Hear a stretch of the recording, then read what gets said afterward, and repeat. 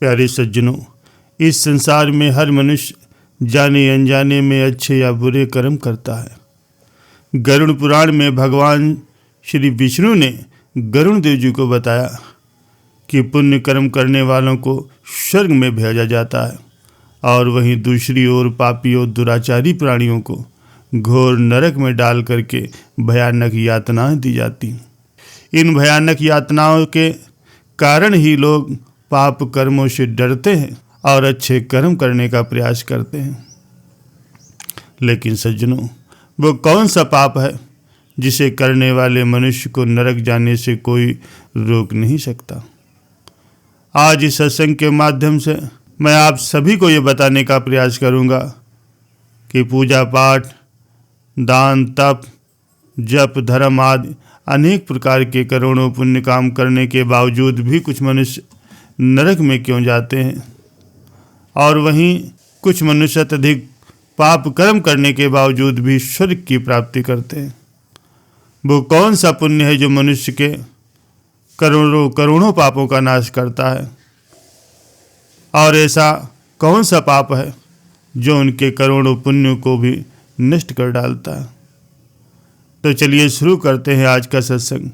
लेकिन सज्जनों, सत्संग शुरू करने से पहले आप सभी से निवेदन है कि सत्संग को पूरा और बहुत ध्यान से श्रवण कीजिए और इस सत्संग को बीच में बिल्कुल भी मत छोड़िए। प्यारे सज्जनों, एक समय की बात है, देवर्षि नारद जी धरती लोक का भ्रमण करते हुए बैकुंठ लोक में गए और भगवान विष्णु को दंडवत प्रणाम करके पूछने लगे कि प्रभु, कुछ मनुष्य पाप करने पर भी स्वर्ग में जाते हैं और कुछ मनुष्यों को पुण्य करने के बावजूद भी नरक में जाना पड़ता है। आखिर वो कौन सा पाप है जो मनुष्य के सभी पुण्यों को नष्ट कर डालता है, और वो कौन सा पुण्य है जो समस्त पापों को भी भस्म कर डालता है? तब भगवान विष्णु कहने लगे कि हे देवर्षि नारद जी, आज आपने समस्त जीवों के कल्याण के लिए बहुत ही उत्तम प्रश्न किया है। मैं आपको बहुत ही प्राचीन कथा सुनाता हूँ, जिसे सुन करके आपके सभी प्रश्नों के उत्तर आपको मिल जाएंगे। इस कथा को ध्यानपूर्वक सुनिए। जो भी मनुष्य इस कथा का श्रद्धा से श्रवण करता है, उसके समस्त पापों का नाश हो जाता है। देवर्षि नारद जी कहने लगे कि हे प्रभु, आपकी श्रीमुख से इस कथा को सुनना मेरे लिए बहुत ही सौभाग्य की बात होगी। मैं इस कथा को बहुत ही ध्यानपूर्वक सुनूंगा और इसका प्रचार प्रसार भी करूंगा। भगवान विष्णु कहने लगे कि हे नारद जी, बहुत समय पहले की बात है, भारत देश के एक नगर में एक ही समय पर 5 मनुष्यों की मृत्यु हो जाती है और वे सभी मनुष्य मृत्यु के पश्चात यमलोक को जाते हैं। यमलोक को पहुंचने पर वहां का दृश्य देखकर वे सभी अत्यंत भयभीत होते हैं। उनके अंग अंग कांपने लगते हैं। यमलोक के विशाल कायाकार वाले यमराज जी स्वर्ण से बने सिंहासन पर विराजमान हैं। उनके पास चित्रगुप्त बैठे हैं और बहुत से यमदूत उनकी आज्ञा का पालन करने के लिए उनके आसपास खड़े हैं। चित्रगुप्त सभी प्राणियों का लेखा जोखा कर देख रहे हैं और भयानक यमदूत प्राणियों को आगे की तरफ धकेल रहे हैं। कुछ मनुष्य जोर जोर से विलाप कर रहे हैं तो कुछ मनुष्य अत्यंत प्रसन्न होकर के चल रहे हैं। स्वर्ग के द्वार से बहुत ही सुंदर प्रकाश दिखाई पड़ रहा है और वहीं नरक के द्वार से धधकती हुई अग्नि की ज्वालाएं दिखाई पड़ रही। इस भयानक दृश्य को देखकर वे पांचों आपस में बात करने लगे और अपने अपने पापों के विषय में चर्चा करने लगे। उन पांचों में से 4 लोगों ने अपने जीवन में बहुत ही घृणित और पाप कर्म किए थे। उन सभी को ये जान पड़ता है कि अब वे चारों ही नरक में जाने वाले हैं। उन चारों में एक चोर होता है, दूसरी वैश्या होती है, तीसरा एक विद्वान पंडित होता है, चौथा एक राजा का सैनिक होता है तथा 5वां एक धनवान किसान था।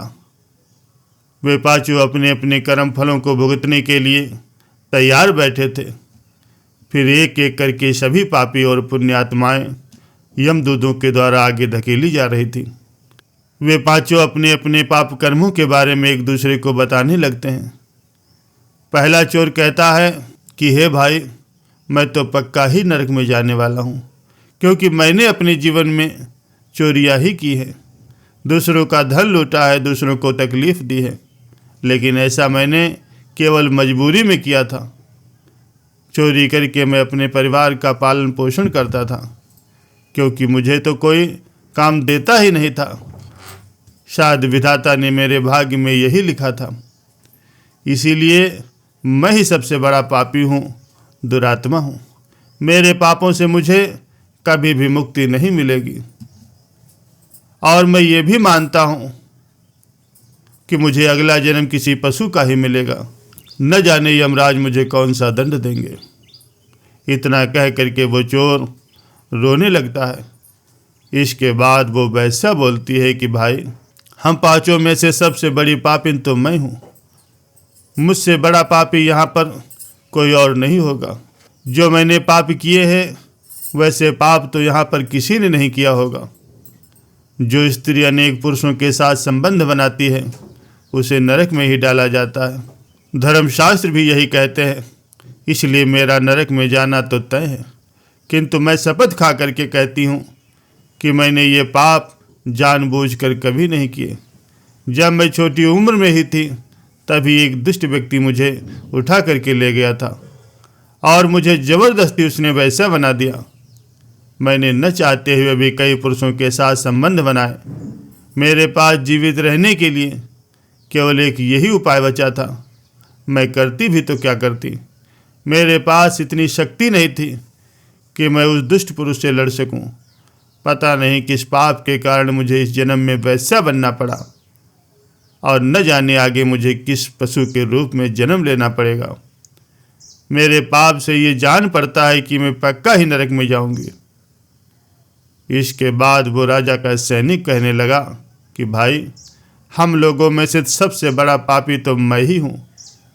मैंने बहुत से पाप किए हैं। मैं राजा का वफादार सिपाही था, इसलिए मैं लोगों पर जोर जबरदस्ती करता था। मैंने कितने ही लोगों के प्राण लिए हैं। न जाने कितने मासूम लोगों को सताया है। न जाने कितने निर्दोष लोगों को मेरे हाथों से दंड दिया गया है। यमराज जी मुझे कभी भी क्षमा नहीं करेंगे और वे निश्चित ही मुझे नरक में धकेल देंगे। लेकिन मैंने ये पाप जानबूझकर नहीं किए। ये पाप मुझसे करवाए गए हैं। अपने प्राणों के भय से और परिवार के पालन पोषण के लिए मुझे ये पाप करने पड़े। हमारे राजा जो कहते थे उनकी आज्ञा का पालन हमें करना पड़ता था। राजा के विरुद्ध भला कोई साधारण मनुष्य कैसे जा सकता है। पाप करते समय मुझे अत्यंत दुख भी होता था, और मैं ये जानता था कि पाप करने से मुझे नरक में ही जाना होगा। किंतु परिवार के मोहवश मैंने ये सारे पाप किए हैं। लेकिन भाइयों, पाप तो पाप होता है। पाप करके पश्चाताप करने का फायदा ही क्या। इसलिए मेरा नरक में जाना तय है। और इतना कहते हुए वो सैनिक दुख के कारण रोने लगता है। इसके पश्चात वो विद्वान पंडित बोला, भाई, हम लोगों में सबसे बड़ा पापी तो मैं ही हूँ। आप लोगों ने जो जो पाप किए वो जाने अनजाने में किए या किसी मजबूरी या ज़बरदस्ती में करवाए गए। लेकिन मैं तो एक विद्वान पंडित था। मैं ये सत्य असत्य जानता था। मुझे सच और झूठ का भी ज्ञान था, लेकिन फिर भी मैंने धन के लोभ से ये पाप किए। धर्मशास्त्र कहते हैं कि जो सब कुछ जान करके भी पाप करता है वो निश्चित ही नरक में जाता है। मैंने अपने ज्ञान का दुरुपयोग किया। मैंने अपने ज्ञान का उपयोग लोगों की सहायता के लिए नहीं बल्कि धन को कमाने के लिए किया।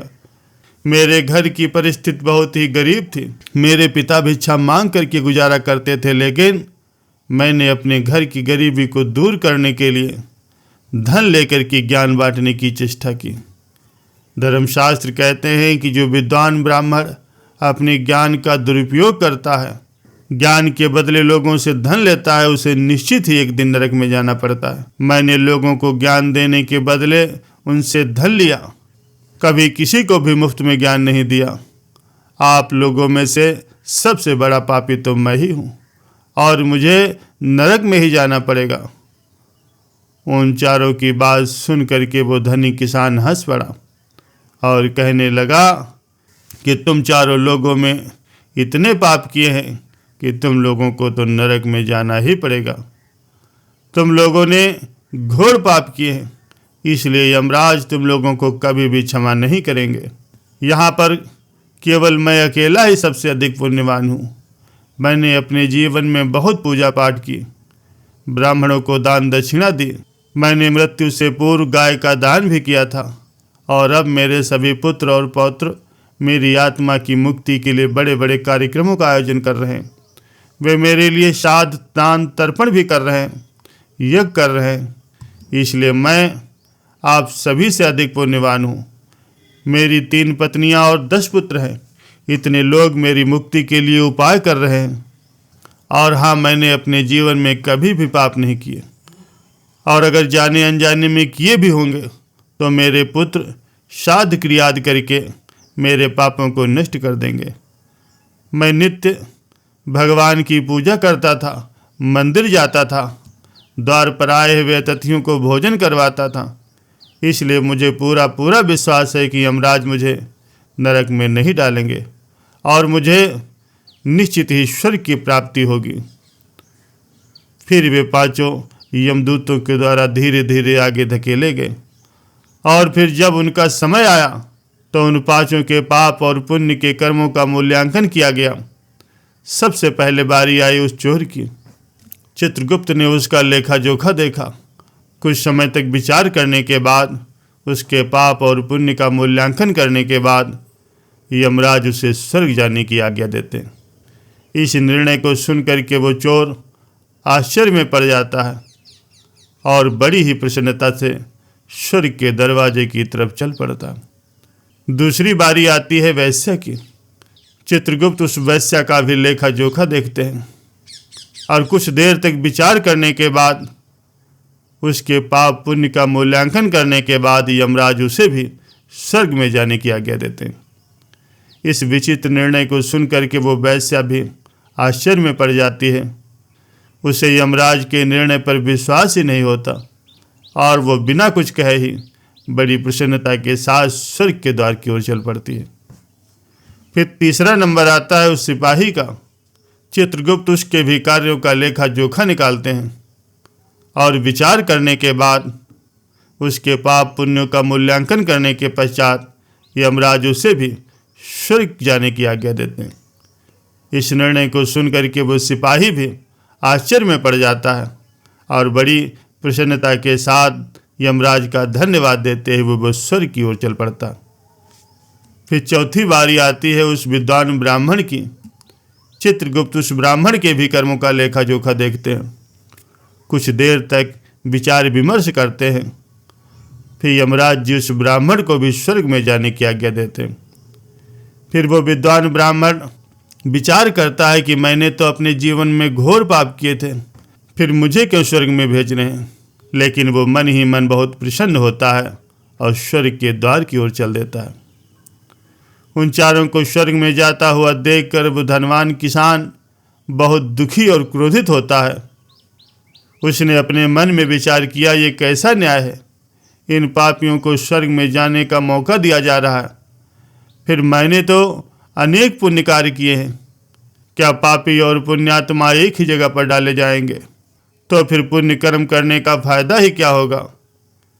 फिर उस धनवान किसान को यम के दूत जोर से धक्का देते हैं और कहते हैं कि अरे दुष्ट पापी, तुझे तो अवश्य ही नरक में डाला जाएगा। यमराज तुझे कभी भी माफ़ नहीं करेंगे। ये सुन करके वो धनवान किसान अत्यंत भयभीत हो जाता है और कहने लगता है, मैं तो स्वर्ग में ही जाऊंगा, क्योंकि मैंने अपने जीवन में तो कोई पाप किया ही नहीं है। मैंने अपने जीवन में बहुत पुण्य किए हैं। देख लेना, यमराज मुझे स्वर्ग में ही भेजेंगे।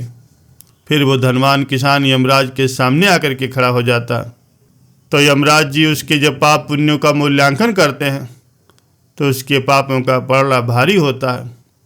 यमराज उस किसान से कहते हैं कि अरे दुष्ट, तूने तो अपने जीवन में अब बहुत बड़ा अपराध किया है। तू अवश्य ही नरक में जाएगा, तू उसी योग्य है। इतना सुनते ही वो किसान थर थर काँपने लगा और कहने लगा कि हे यमराज, ये अन्याय है। मैंने तो अपने जीवन में कोई पाप किया ही नहीं, केवल पुण्य ही पुण्य किए हैं। आप मुझे फिर नरक में क्यों डाल रहे हो? और मुझसे पहले जो 4 लोग स्वर्ग गए थे, वो लोग तो घोर पापी थे। उन्होंने अपने जीवन में बड़े बड़े अपराध किए थे, उन्हें तो आपने स्वर्ग में डाल दिया। और आप मेरे साथ ऐसा अन्याय क्यों कर रहे हो? अगर ऐसा अन्याय होगा तो भला कौन मनुष्य धरती पर पुण्य करेगा? फिर यमराज कहने लगे, अरे दुष्ट पापी, तूने जो पाप किया है वो तो उन 4 के पापों के सामने कुछ नहीं। तेरे एक पाप के कारण ही तेरा सारा पुण्य नष्ट हो गया। यदि तूने ये पाप नहीं किया होता तो तू स्वर्ग में जाता, लेकिन तूने ये पाप जानबूझकर किया है, इसलिए तुझे नरक में अवश्य जाना पड़ेगा। उस चोर ने तो मजबूरी में चोरी की थी, किंतु वो चोर दूसरों की भूख मिटाता था, गरीबों को दान करता था। उसने कभी किसी निर्दोष और गरीब व्यक्ति के घर में चोरी नहीं की। उसके पुण्य कर्म उसके पापों से अधिक थे, इसलिए वो स्वर्ग में गया। दूसरी जो वेश्या थी, वो अपने मन से वेश्या नहीं बनी थी, उसे जबरदस्ती डाला गया था। उस वेश्या ने केवल अपने शरीर को पीड़ा दी, लेकिन बाकी कार्य उसने पुण्य के किए। वो पशु पक्षियों को रोज दाना डालती थी, जानवरों की सेवा करती थी, इसलिए उसका पुण्य उसके पापों से अधिक था। तीसरा वो सिपाही था, उसने राजा के हुक्म का पालन किया था, किंतु उसने भी बहुत से पुण्य कर्म किए थे। उसने कई बेसहारा लोगों की मदद की थी, इसलिए वो भी स्वर्ग में गया। और चौथा वो विद्वान ब्राह्मण, उसने अपने ज्ञान का दुरुपयोग अवश्य किया, किंतु वो नित्य गाय की सेवा करता था, दान धर्म के कार्य करता था, इसलिए उसके पुण्य कर्म भी उसके पापों से अधिक थे, इसलिए वो भी स्वर्ग गया। इतना सुन करके वो धनवान किसान कहने लगा कि हे यमराज, इन 4 ने जो पुण्य किए हैं वो तो मैंने भी किए, बल्कि उनसे ज़्यादा ही किए थे। फिर भी मैंने अपने जीवन में ऐसा कौन सा पाप किया है जो मुझे नरक में भेजा जा रहा है? यमराज कहने लगे, हे दुष्ट, याद कर, तूने एक बार एक अबला नारी पर गलत लांछन लगाया था कि उसने तेरे घर पर चोरी की है, और उसके साथ ही तूने उसके ऊपर अन्य भी गलत लांछन लगाए थे। उसे व्यभिचारिणी और वेश्या तक कहा था, उसके चरित्र का हनन किया था। और राजा ने तेरी बात को सत्य समझकर उस अबला विधवा नारी को मृत्यु दंड दिया था। हे दुष्ट मनुष्य, ब्रह्म हत्या, चोरी, मदिरापान आदि अनेक घोर पापों से भी मनुष्य प्रायश्चित करके मुक्त हो सकता है, किंतु दूसरों पर गलत लांछन लगाने पर कोई प्रायश्चित नहीं होता। जो दूसरों पर गलत आरोप लगाता है, सत्य जानकर भी दूसरों को झूठा कह करके उन पर दोष डालता है, वो तो सबसे बड़ा पापी है। उसके द्वारा किए गए अन्य सभी पुण्य कर्म भी नष्ट हो जाते हैं। इसलिए तूने अपने जीवन में जितने भी पुण्य किए हैं वे सभी इस एक पाप के कारण नष्ट हो गए। फिर यमराज यम के दूतों को आज्ञा देते हैं कि उस दुष्ट पापी किसान को नरक में डाल दो, और वो किसान रोता हुआ विलाप करता हुआ नरक के मार्ग की ओर चल देता है। भगवान विष्णु देवऋषि नारद जी से कहते हैं कि हे देवऋषि, इस प्रकार से उन 4 ने पाप करने के बावजूद भी स्वर्ग की प्राप्ति की, लेकिन उस किसान ने अपने जीवन में कोई भी पाप कर्म नहीं किए थे, लेकिन किसी अबला स्त्री पर गलत लांछन लगा करके उसके चरित्र का हनन किया था। एक स्त्री सदा ही पूजनीय है। जो भी पुरुष स्त्री पर गलत आरोप डालता है उसे महापाप लगता है। कभी भी किसी स्त्री की दुर्बलता का फायदा नहीं उठाना चाहिए। पराई स्त्री को सदैव ही माता बहन समझना चाहिए। जो पराई स्त्रियों पर गलत दृष्टि डालता है उसे पाप लगता है। जो विधवा दुखिया स्त्री को सताता है उसे नरक में जाना होता है। मनुष्य को कभी भी सत्य का मार्ग नहीं छोड़ना चाहिए। सत्य के मार्ग पर चल करके ही मनुष्य को स्वर्ग की प्राप्ति होती है। असत्य का साथ देने से भी मनुष्य के सभी पुण्यों का नाश हो जाता है। प्यारे सज्जनों, इसलिए भूल कर भी कभी भी किसी के ऊपर गलत आरोप नहीं लगाना चाहिए। सत्य जानकर भी असत्य का साथ नहीं देना चाहिए। जो दूसरों पर गलत लांछन लगाता है उसे असत्य साबित करता है, उसे यमराज कभी भी क्षमा नहीं करते। प्यारे सज्जनों, उम्मीद करता हूँ आज का सत्संग आपको अवश्य पसंद आया होगा। सत्संग सुनने के लिए आप सभी का बहुत बहुत धन्यवाद।